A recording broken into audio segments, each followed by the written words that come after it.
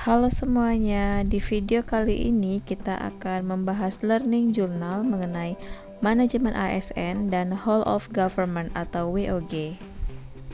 Perkenalkan, nama saya Nilo Yuni Anita Rizky. Saya adalah peserta Latsar CPNS Kementerian Ketenagakerjaan tahun 2021, angkatan 59 di kelompok 3.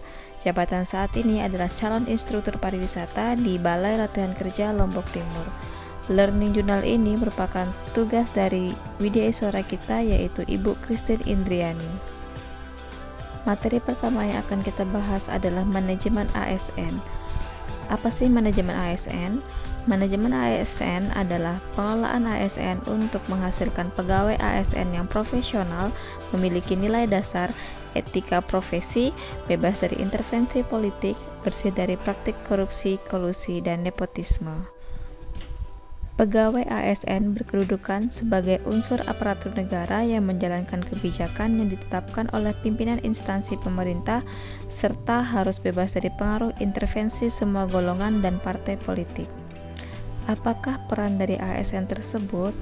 ASN berperan sebagai perencana, pelaksana, dan pengawas penyelenggaraan tugas umum pemerintah dan pembangunan nasional melalui pelaksanaan kebijakan publik yang profesional, bebas dari intervensi politik, serta bebas dari praktik KKN.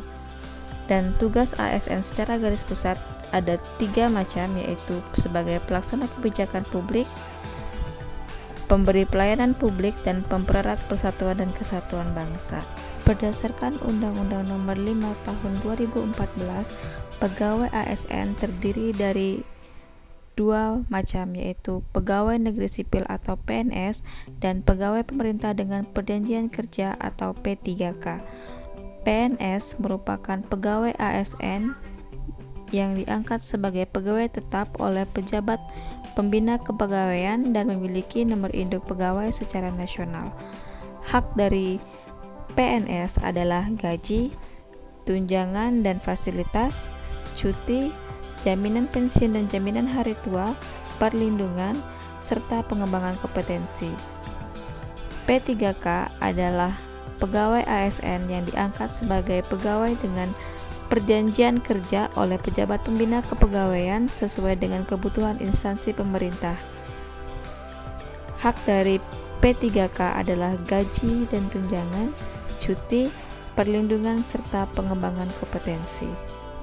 Adapun kewajiban dari pegawai ASN adalah setia dan taat pada Pancasila, Undang-Undang Dasar 1945, NKRI, dan pemerintahan yang sah, menjaga persatuan dan kesatuan bangsa, melaksanakan kebijakan yang dirumuskan pejabat pemerintah yang berwenang, menaati ketentuan peraturan perundang-undangan, melaksanakan tugas kedinasan dengan penuh pengabdian, kejujuran, kesadaran dan tanggung jawab, menunjukkan integritas dan keteladanan dalam sikap, perilaku, ucapan, dan tindakan kepada setiap orang, baik di dalam maupun di luar kedinasan, menyimpan rahasia jabatan dan hanya dapat mengemukakan rahasia jabatan sesuai dengan ketentuan peraturan perundang-undangan, serta yang terakhir adalah bersedia ditempatkan di seluruh wilayah negara kesatuan Republik Indonesia. Dalam undang-undang disebutkan bahwa profesi ASN berlandaskan pada kode etik dan kode perilaku yang bertujuan untuk menjaga martabat dan kehormatan ASN. Adapun fungsi kode etik ASN adalah 1. Sebagai pedoman panduan birokrasi publik atau aparatur sipil negara dalam menjalankan tugas dan kewenangan agar tindakannya dinilai baik. 2. Sebagai standar penilaian sifat, perilaku dan tindakan birokrasi publik atau aparatur sipil negara dalam menjalankan tugas dan kewenangannya. 3. Etika birokrasi penting sebagai panduan norma bagi aparat birokrasi dalam menjalankan tugas pelayanan pada masyarakat dan menempatkan kepentingan publik di atas kepentingan pribadi, kelompok, dan organisasinya. Selanjutnya adalah sistem merit dalam manajemen ASN. Konsep sistem merit menjadi bagian yang tidak terpisahkan dalam pengelolaan ASN. Sistem merit adalah kebijakan dan manajemen ASN yang berdasarkan pada kualifikasi, kompetensi, dan kinerja secara adil dan wajar dengan tanpa membedakan latar belakang, politik, ras, warna kulit, agama, asal-usul, jenis kelamin, status pernikahan, umur, atau kondisi kecacatan. Dengan adanya sistem merit bagi organisasi adalah mendukung keberadaan prinsip akuntabilitas yang saat ini menjadi tuntutan dalam sektor publik. Bagi ASN, adanya sistem merit dapat menjamin keadilan dan juga menyediakan ruang keterbukaan dalam perjalanan karir seorang pegawai. Prinsip sistem merit adalah keadilan dan kewajaran, objektif dan berbasis kinerja. Materi selanjutnya adalah Whole of Government atau WOG.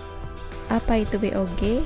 WOG pada dasarnya adalah sebuah pendekatan fungsi dalam ruang lingkup koordinasi yang lebih luas guna mencapai tujuan bersama dalam pembangunan kebijakan, manajemen program, dan pelayanan publik.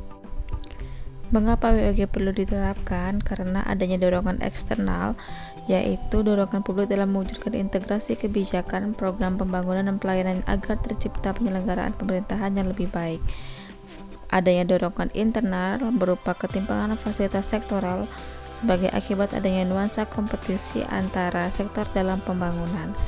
Yang ketiga adalah keberagaman budaya dan adat di Indonesia.